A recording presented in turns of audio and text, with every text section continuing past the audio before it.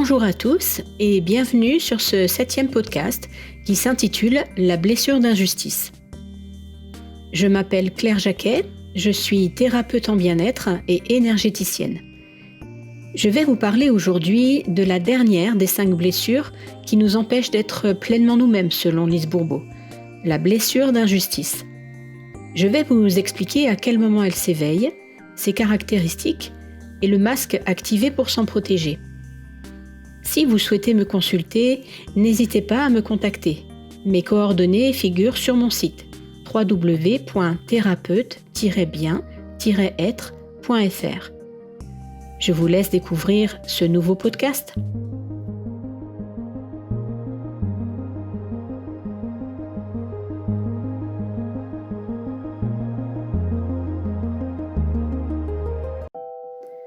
Commençons par définir ce qu'est l'injustice. C'est le caractère d'une personne ou d'une chose qui manque de justice. La justice se définit comme l'appréciation, la reconnaissance et le respect des droits et du mérite de chacun. Comme synonyme du mot justice, on retrouve droiture, équité, impartialité et intégrité. Une personne qui souffre d'injustice est donc celle qui ne se sent pas appréciée à sa juste valeur, qui ne se sent pas respectée ou qui ne croit pas recevoir ce qu'elle mérite. Une personne peut aussi souffrir d'injustice lorsqu'elle reçoit plus que ce qu'elle croit mériter. Donc, la blessure d'injustice peut être causée en pensant que nous avons plus de choses matérielles que d'autres ou, au contraire, que nous n'en recevons pas assez. La blessure d'injustice s'éveille au moment du développement de l'individualité de l'enfant, c'est-à-dire entre l'âge de 4 et 6 ans environ, au moment où il devient conscient qu'il est un humain à part entière avec ses différences. L'enfant trouve injuste de ne pas pouvoir bien intégrer son individualité, de ne pas pouvoir s'exprimer et être lui-même. Il vit cette blessure surtout avec le parent du même sexe. Il souffre de la froideur de ce parent. C'est ainsi qu'il le perçoit. C'est-à-dire de son incapacité de sentir et de s'exprimer. Il souffre également de son autoritarisme, de ses fréquentes critiques, de sa sévérité, de son intolérance ou de son conformisme. La réaction face à l'injustice consiste à se couper de ce qui est ressenti, croyant ainsi s'épargner. Le masque créé par l'enfant pour se protéger dans ce cas est celui de la rigidité. Même si une personne se coupe de ce qu'elle ressent, cela ne veut pas dire qu'elle ne ressent rien. Au contraire, les personnes rigides sont très sensibles, mais elles développent la capacité de ne pas sentir cette sensibilité et de ne pas la montrer aux autres. Elles se font croire que rien ne les touche. Voilà pourquoi ces personnes semblent être froides et insensibles. Voici les attitudes et les comportements qu'adopte une personne souffrant de la blessure d'injustice. Il est bon de rappeler que les comportements propres aux rigides sont dictés par la peur de revivre la blessure d'injustice et qu'il est presque impossible pour une personne de se reconnaître dans tous ceux mentionnés ci-après. Le rigide cherche à se montrer vivant et dynamique, même s'il est fatigué. Il dira souvent qu'il va super bien. Il admet rarement qu'il vit des problèmes ou que quelque chose le dérange. S'il admet un problème, il s'empresse de dire que ce n'est pas grave, qu'il est bien capable de s'en sortir seul, ou comment il s'en est sorti tout seul. C'est un grand optimiste qui veut toujours se montrer positif. Il se contrôle pour être parfait et pour correspondre à l'idéal qu'il s'est fixé ou qu'il croit qu'on attend de lui. Il fait tout pour contrôler sa colère, celle dont il est conscient, ayant peur de perdre le contrôle. Sa réaction première lorsqu'il est en colère est d'attaquer quelqu'un d'autre, même si elle est contre lui-même. En réalité, il est en colère contre lui-même pour ne pas avoir vu juste ou pour ne pas avoir fait la bonne action, par exemple. Il peut sembler contrôlant avec les autres quand sa propre perfection est remise en cause et qu'il se défend. Malgré le fait qu'il veuille que tout soit parfait et juste, il est souvent le premier à exagérer un fait ou une accusation. Il n'est pas conscient comme il peut être injuste envers les autres et lui-même. Le rigide ne veut pas ressentir. Il montre difficilement ses sentiments, parce qu'il ne sait pas gérer sa grande sensibilité. Il a peur de perdre le contrôle et de ne pas être parfait aux yeux des autres. Lorsqu'il est ému, il ne veut donc pas le montrer, mais on peut le reconnaître à son ton de voix qui devient sec et raide. Il peut utiliser le rire pour cacher sa sensibilité et ses émotions. Il peut facilement rire pour rien, pour quelque chose que les autres ne trouvent pas drôle. Il passe d'ailleurs pour froid, non affectueux et insensible, parce qu'il se fait croire, ainsi qu'aux autres, que rien ne le touche. De ce fait, il est incapable d'établir une relation intime satisfaisante. Il a de la difficulté à se laisser aimer et à démontrer son amour. Il pense souvent trop tard à ce qu'il aurait voulu dire ou aux marques d'affection qu'il aurait voulu donner à ceux qu'il aime. Il se promet souvent de le faire lorsqu'il les reverra, mais il l'oublie lorsque l'occasion se présente. Il est très dur envers son corps et admet rarement être malade. Il sent difficilement le froid ou la douleur. Il se glorifie de ne pas avoir besoin de médicaments ou de médecins. Il se croit apprécié surtout pour ce qu'il fait et pour son apparence. Il est performant et dans l'action, tant que tout n'est pas terminé et parfait. Avant de se faire plaisir, il doit le mériter en ayant bien travaillé. Il s'en demande beaucoup, veut performer et ne respecte pas ses limites. Il accepte de ce fait difficilement les paresseux. Il est spécialiste en autosabotage quand cela commence à aller trop bien, selon lui.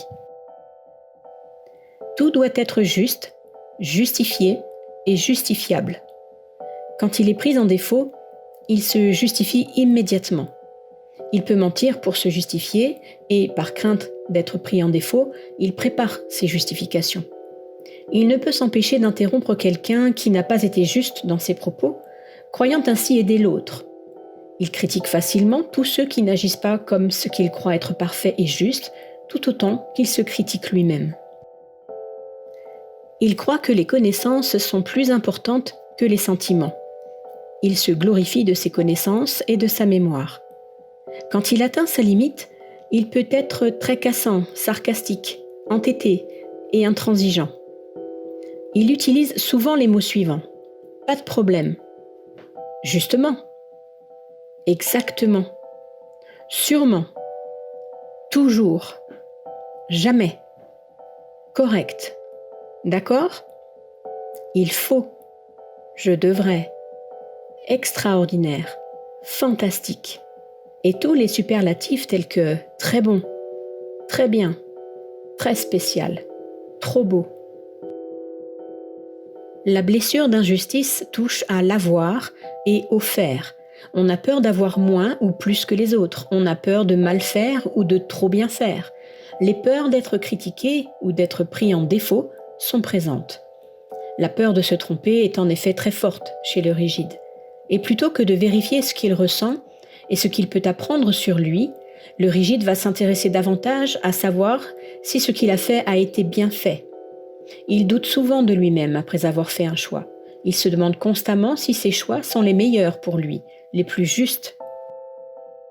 Le rigide cherche la justice et la justesse à tout prix. C'est en devenant perfectionniste qu'il essaiera d'être toujours juste. Il croit que si ce qu'il fait ou dit est parfait, ce sera nécessairement juste. Il est très difficile pour lui de comprendre qu'en agissant parfaitement selon ses propres critères, il puisse être injuste en même temps. La notion de mérite est très importante pour le rigide. Il veut mériter tout ce qui lui arrive. C'est pourquoi il aime que ceux qui l'entourent soient au courant de tout ce qu'il a fait et de tout ce qu'il a à faire, pour montrer qu'il mérite une récompense. Il se compare à mieux et à pire. Celui qui souffre d'injustice est plus enclin à ressentir de l'envie envers ceux qui en ont plus et qui, selon lui, ne le méritent pas. Il peut aussi être convaincu que les autres sont envieux de lui lorsqu'il en a plus. La plus grande peur du rigide est la froideur. Il a autant de difficultés à accepter sa propre froideur que celle des autres. Il fait tout son possible pour se montrer chaleureux. Il ne réalise pas vraiment que les autres puissent le trouver insensible et froid. Il ne prend pas conscience qu'il évite d'être en contact avec sa sensibilité pour ne pas montrer sa vulnérabilité. Il est très important pour le rigide de se faire dire qu'il est bon. Lorsque quelqu'un est froid avec lui, le cœur lui fait mal et il se demande tout de suite ce qu'il a fait ou dit de pas correct pour que l'autre agisse ainsi avec lui. La blessure d'injustice affecte notre façon de communiquer. Les peurs du rigide qui l'empêchent de communiquer clairement et de faire ses demandes sont les suivantes.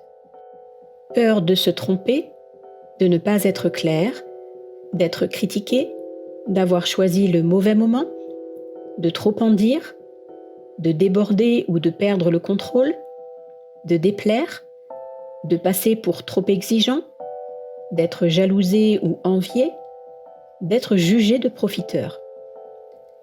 Si vous vous voyez dans ces peurs, voilà un bon moyen pour découvrir que vous n'êtes pas vous-même et que c'est votre blessure d'injustice qui prend le dessus.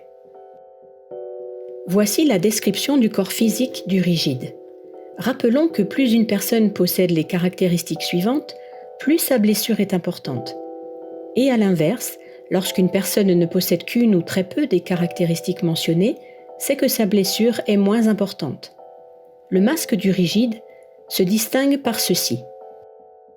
Le corps est bien proportionné, le plus parfait possible. La posture est bien droite, les épaules sont carrées, des parties du corps sont rigides et raides, comme par exemple les jambes, le cou, le dos. Certains mouvements sont secs. L'apparence est soignée et séduisante. La taille est petite et serrée par un vêtement ou une ceinture. La mâchoire est serrée, le ventre est plat et il s'efforce de le rentrer. Les fesses sont rondes et bombées. Le teint est clair et rayonnant. Le regard est brillant, vivant et direct. La voix est sèche et rapide. Voici quelques malaises et maladies que peuvent s'attirer les personnes souffrant de la blessure d'injustice. Des raideurs ou tensions dans le corps, haut du corps, cou, cheville, genoux, hanches, coudes, poignets. Le burn-out. Les maladies qui se terminent en it, tendinite, bursite, arthrite, toute maladie se terminant par it indique une colère intérieure retenue. Les torticolis. À cause de sa difficulté à voir tous les aspects d'une situation qu'il considère comme injuste. Les problèmes de constipation et d'hémorroïdes, à cause de sa difficulté à lâcher prise et de la retenue de vivre qu'il s'impose. Les crampes, qui se manifestent lorsqu'une personne s'accroche ou se retient par peur. Les problèmes de circulation du sang et des varices, dus à sa difficulté à se faire plaisir. L'anorgasme chez la femme, l'éjaculation précoce ou l'impuissance chez l'homme, les problèmes de peau sèche, des boutons sur le visage, le psoriasis. Le rigide s'attire ce problème pour ne pas être trop bien ou trop heureux. Ce serait injuste face aux autres. On remarque que les poussées de psoriasis arrivent fréquemment lors de vacances ou à des moments où tout va bien dans sa vie. Les problèmes de foie, de nervosité, d'insomnie, de vision. Le rigide se permet rarement de se détendre sans se sentir coupable. Il se justifie lorsqu'il se repose ou qu'il s'amuse en disant par exemple qu'il le mérite bien après tout ce qu'il a fait. Au niveau de l'alimentation, le rigide préfère les aliments salés aux aliments sucrés. Il aime aussi tout ce qui est croustillant. Il essaie en général de bien équilibrer son alimentation et se contrôle pour ne pas grossir. Si toutefois il se décide à suivre un régime, il sera celui qui y arrivera le mieux car il parviendra à se contrôler et à se créer des obligations, notamment celle d'atteindre la perfection pour lui-même selon son idéal de perfection. N'oubliez pas que tout ce qui précède n'est vécu que lorsqu'une personne souffrant d'injustice décide de porter son masque de rigide, croyant ainsi se protéger et éviter de souffrir. Ce masque peut être porté très peu ou très souvent, selon l'intensité de la blessure. Cette vidéo a pour but de vous aider à devenir conscient de la blessure d'injustice. Le prochain et dernier podcast contiendra toutes les informations dont vous aurez besoin pour guérir les 5 blessures de l'âme et redevenir vous-même. À bientôt!